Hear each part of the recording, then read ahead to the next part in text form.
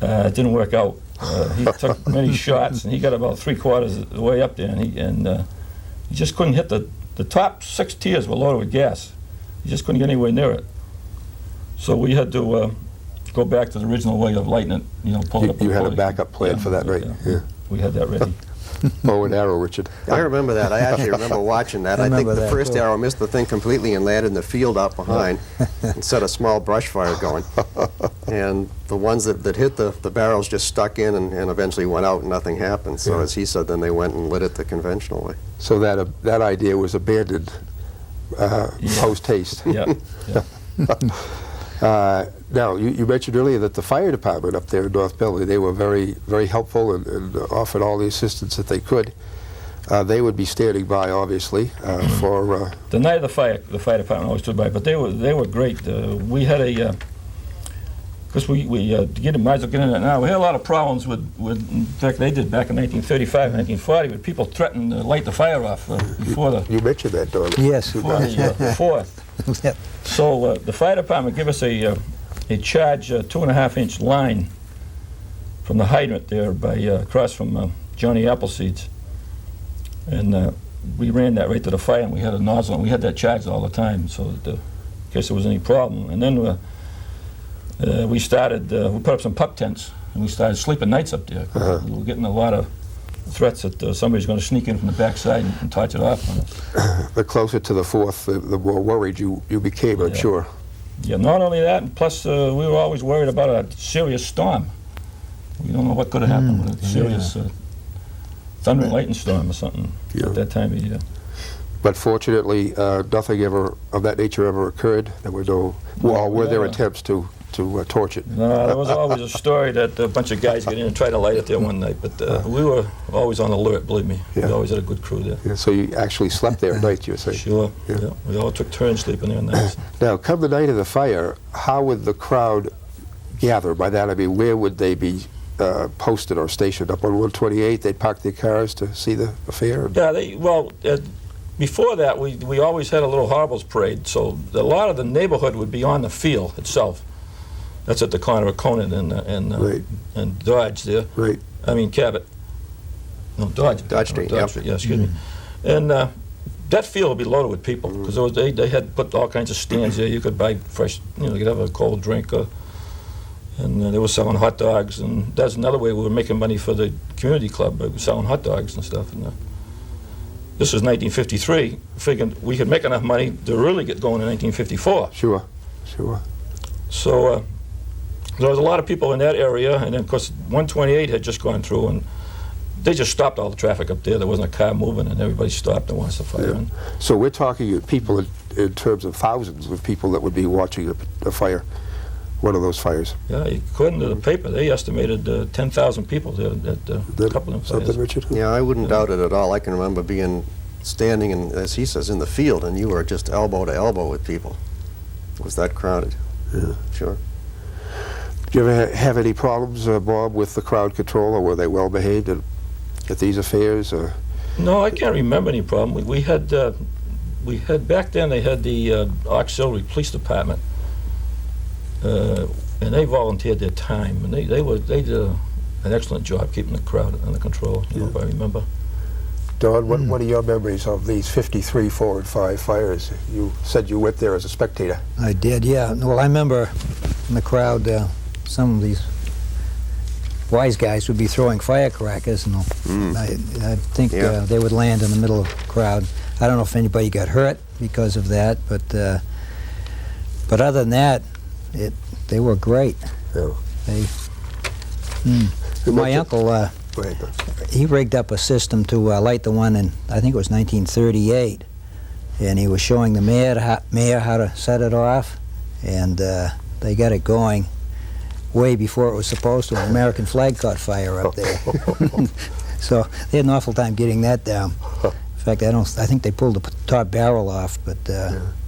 This was in 38, you said? I think it was 38, yeah, one of those. Richard, as we said said earlier, the day itself must have been spectacular with the Horribles parade and the all of the gathering of the folks up there in the field and Right. the various backyard parties that would be going on. It was a real community spirit. Oh, up it there. was, yeah, it was a real neighborhood thing. You know, I remember it very well because I was in my early teens, and, you know, there's been nothing like it since, really. Yeah. Bob, one thing I don't think we asked is how long did it take to build one of these fires? We started, if I remember, we started right after Memorial Day. Mm-hmm. It was around May 30th, and we worked the whole month of June, steady. And this was nights, weekends? Every night we worked, Mhm. every weekend, and we'd work sometimes after dark up there at night. We would hook had up lights? a light system, yeah. As long as the weather was good and the wind wasn't blowing, we just kept throwing them barrels up there. We had to get it up. We wanted to get it up at least 2 or 3 days before the actual fire went off, so we know it was done and we could relax and Right. enjoy it. All we had to do was protect it then for a couple of days. to Yeah. make sure. Yeah. Do you ever recall any close calls, any near accidents with people getting hurt or falling or? Yeah, I fell one time myself. I fell from one platform. Probably was up around 75 feet. I remember going one platform to another, but I was just fortunate I was able to catch myself on the second platform. But we didn't have, outside of stepping on a nail, the nails were everywhere then. I mean, there was nails. You had to be awful careful with nails. And outside of a punctured foot, I think that was the only thing I can really remember. That's really lucky when you consider the possibilities for getting hurt in a thing that size and that, well, makeshift really, if you want to use that word. You know, it's amazing that more didn't happen.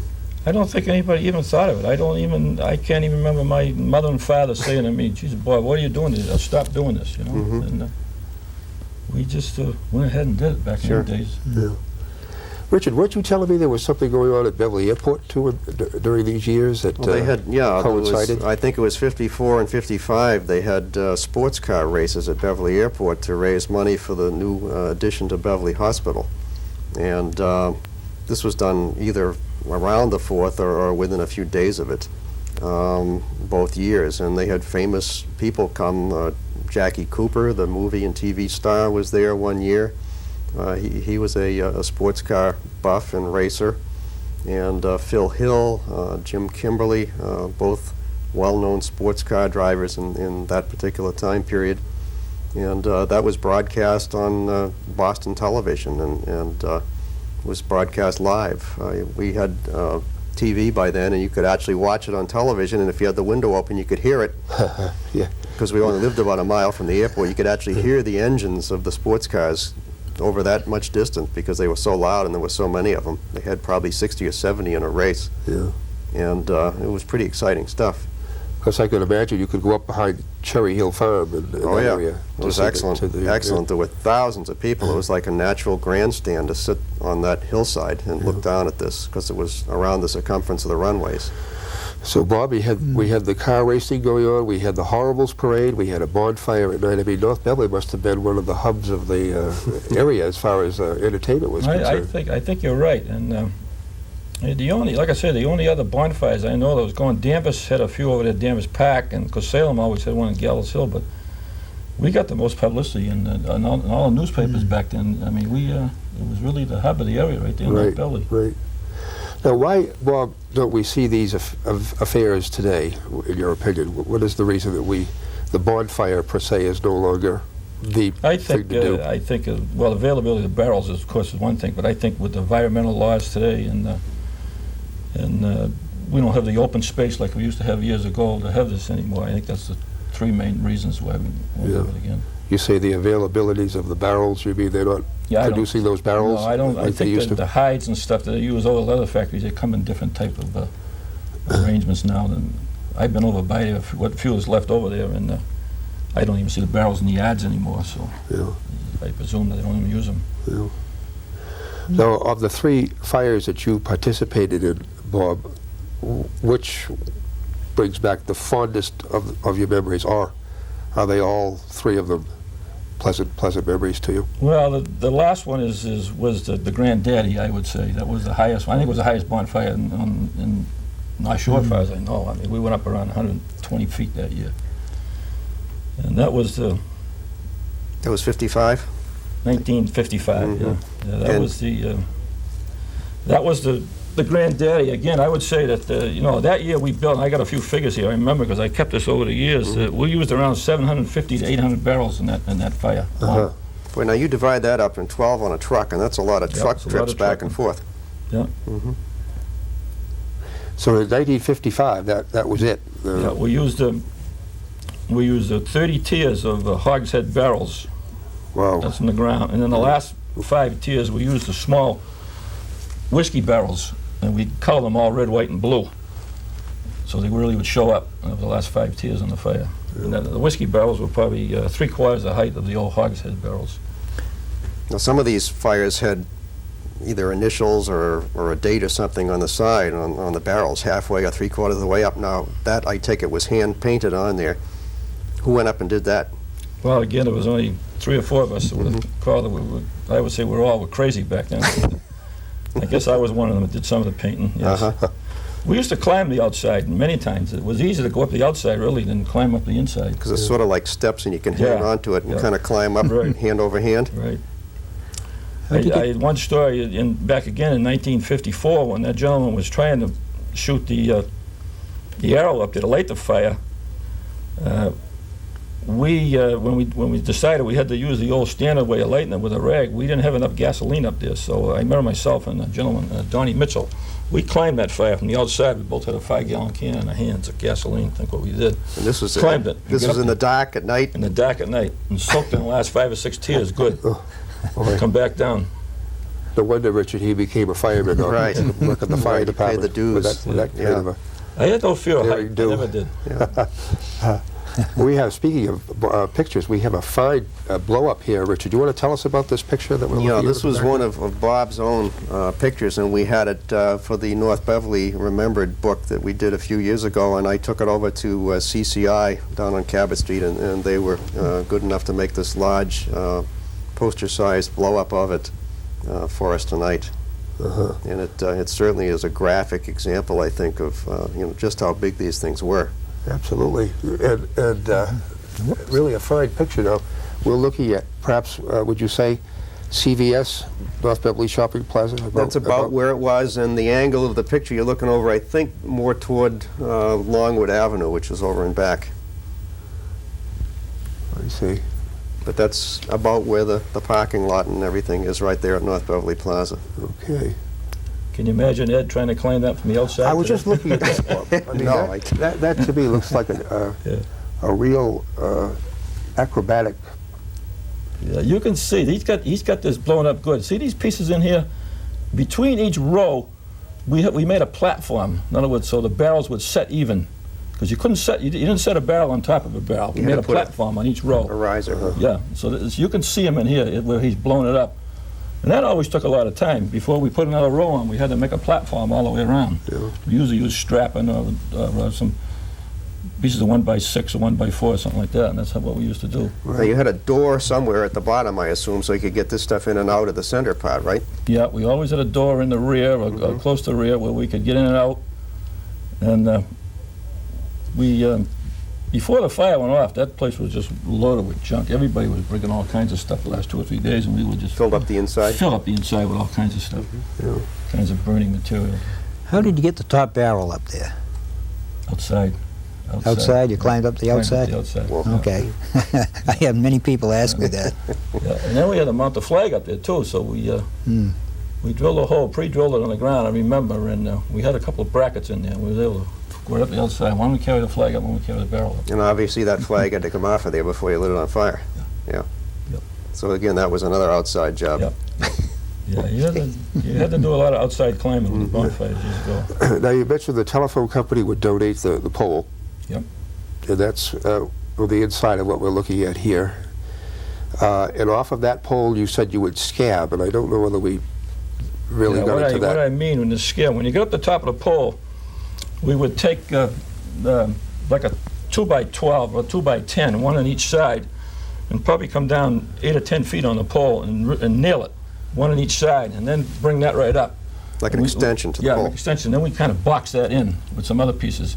And that would we did that 2 or 3 times. Off of that, we do another one until we get up to 120, 30 feet, which was in the last year.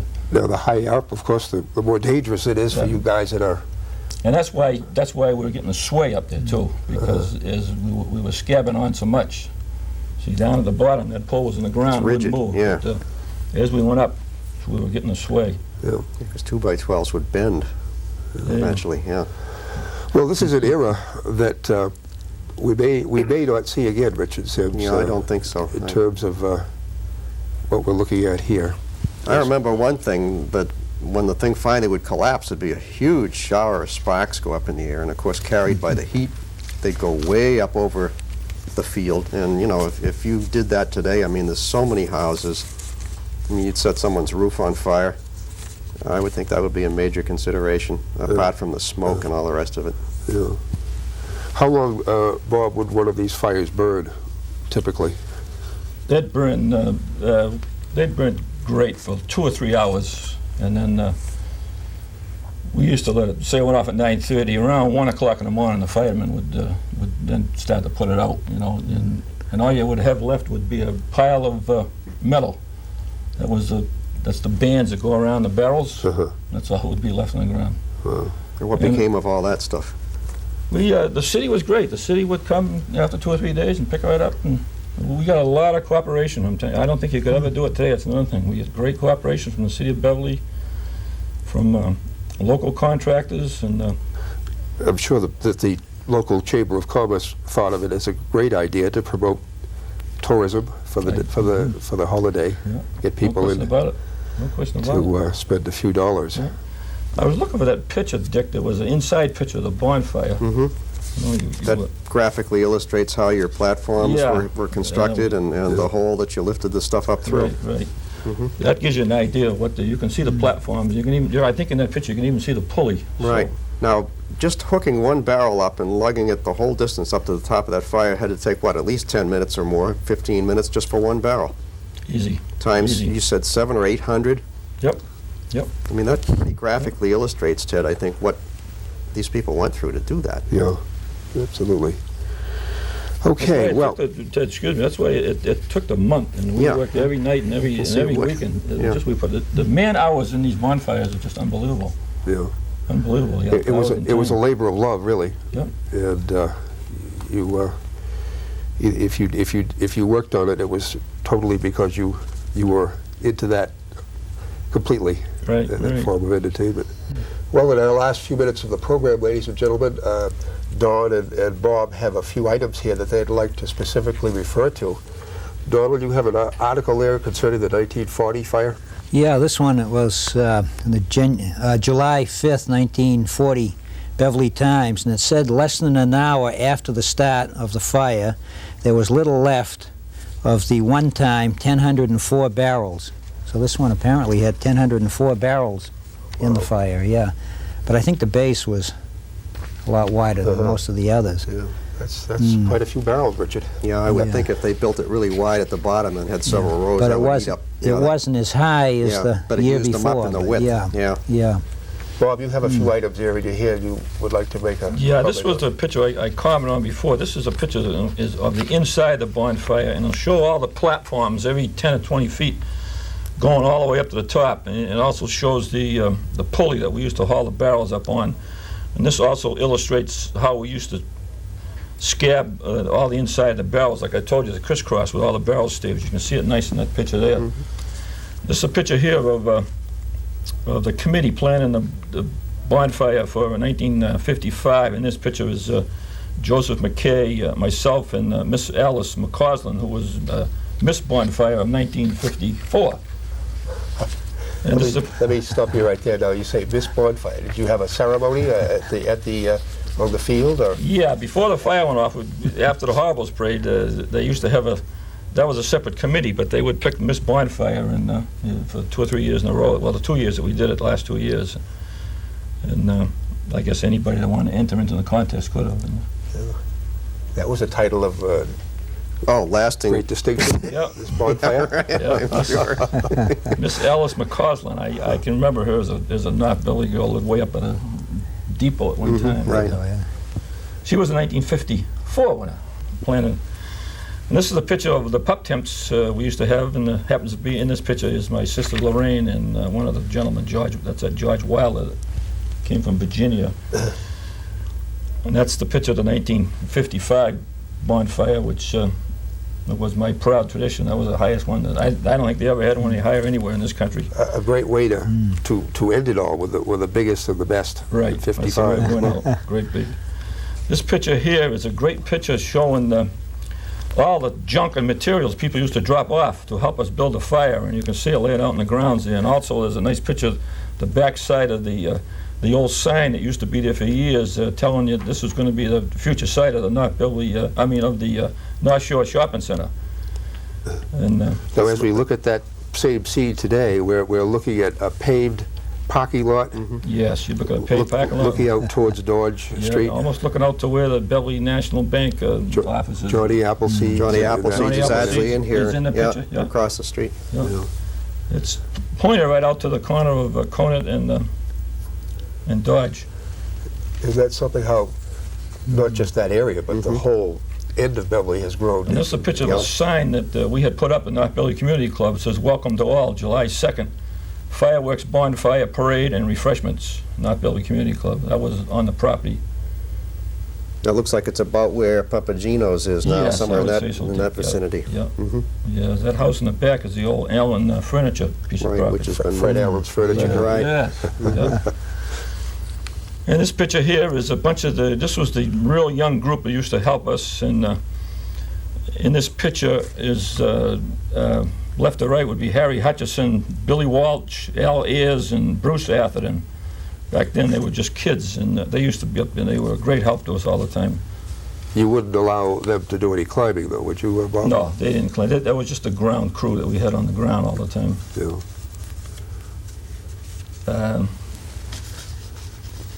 There's one other picture that I wanted to show you. Just give me a minute. I I'm couldn't. going to say, Richard, that they probably had more volunteers up there once the thing got going. Yeah.